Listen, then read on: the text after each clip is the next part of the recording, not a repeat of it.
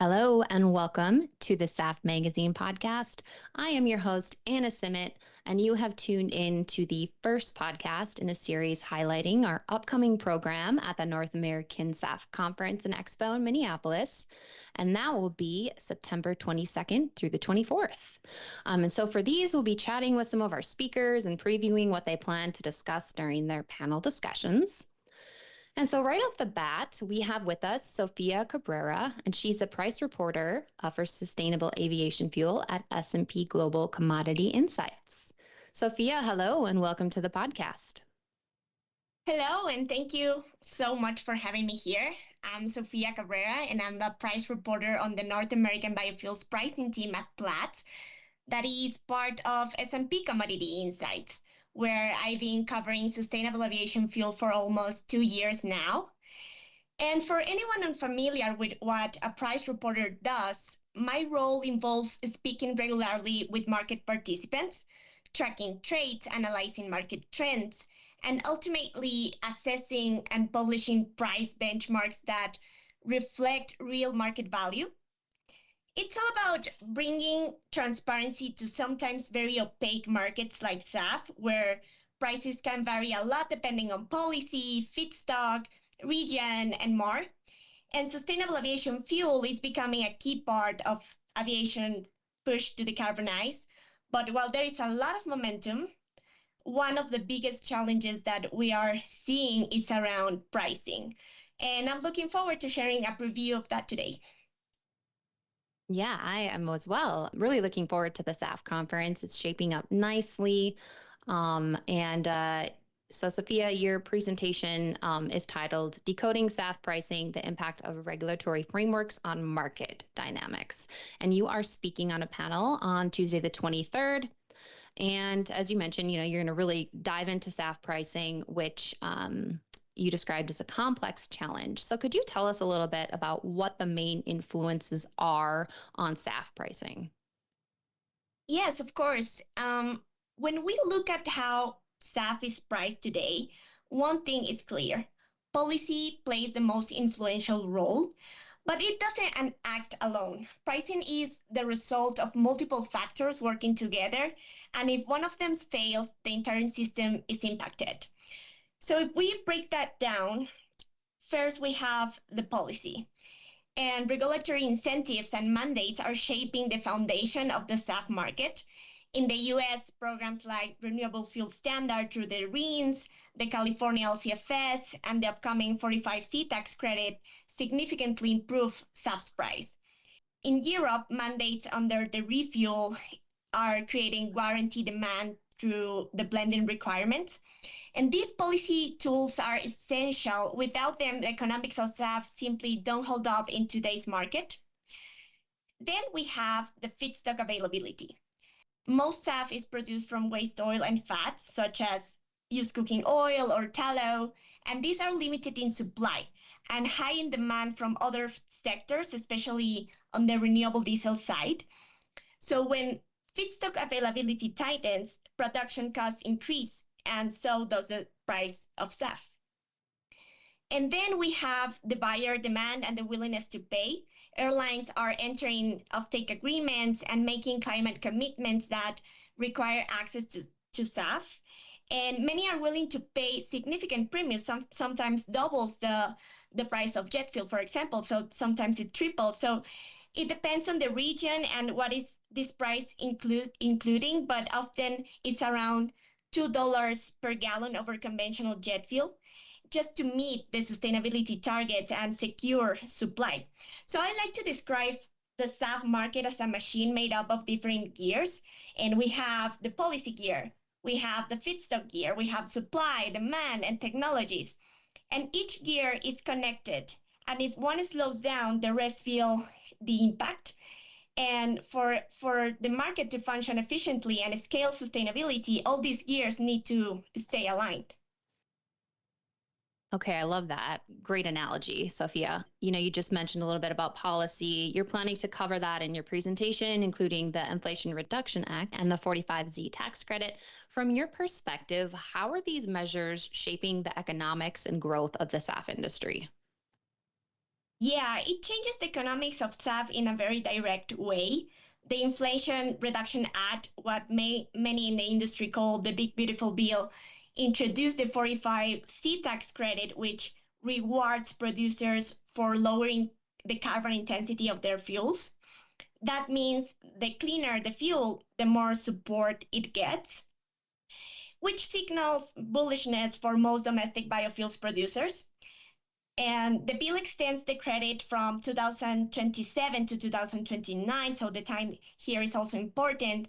Additionally, it modifies the base credit amount for biofuels, removes the indirect land use change calculations from the greenhouse gas emissions assessments, and limits the eligibility to domestically produced fuel sourced from feedstocks grown and collected in the US, Canada, and Mexico. So for SAF, that is crucial. The incentives reduces the cost gap with conventional jet fuel, but SAF will no longer enjoy an advanced credit potential of $1.75 per gallon. Rather, the credit for all eligible fuels will be capped at $1 per gallon, and this affects the market dynamics. Okay, very well explained. Kind of continuing on that note of policy, you say in your presentation abstract that regional policies shape market conditions. Some focus on volumetric production targets, while others prioritize greenhouse gas reduction metrics. Can you give us any specific examples of differing regional policies? Yes, the US and Europe show two very different approaches to supporting SAF. So, for example, in the US, the approach is incentive driven. A gallon of SAF sold in California, for example, doesn't just trade at its base price. It can generate a D4 RIN worth around 60 cents per gallon, let's say, plus the California LCFS credit trading close to 1.5 to $2 per gallon. And then we have also the 45C credit that is $1 per gallon. So stacking those together, a gallon can carry over $3 of additional value. The benefit of this model is that rewards lower carbon intensity pathways. And so does also advanced feedstocks, new technologies. But the downside is that low CI feedstocks are in high demand from another fuels, like I mentioned in the renewable diesel space, for example. And these projects usually require a larger upfront investment to scaling up. So scaling up is not as immediate. And Europe, by contrast, uses a volumetric blended mandate under the Refuel EU Aviation. And airlines must ensure that a minimum percentage of their jet fuel is SAF, starting at 2% this year, rising to 6% by 2030 and 70% by 2050. And a volumetric mandate means that the requirement is expressed as a share of the total fuel uplift, not as a credit value. In theory, this is simpler because SAF can be blended with conventional jet fuel and used in existing infrastructure without much modification. But part of the challenge here is the distribution.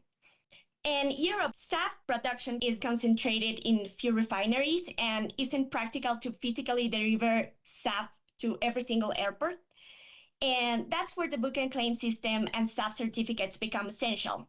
The environmental benefit of SAF blend in one location can be transferred to an airline operating elsewhere. So the result is that the same gallon of SAF can look very different depending on whether it's traded in Los Angeles, in Rotterdam, or Singapore, for example. And that's where reference price and benchmarks matter, because establishing transparent, consistent reference in prices gives us, as an industry, a common language. So for producers, price transparency provide clarity on whether their project economics make sense. For airlines, they create confidence in long-term offtake agreements, for example.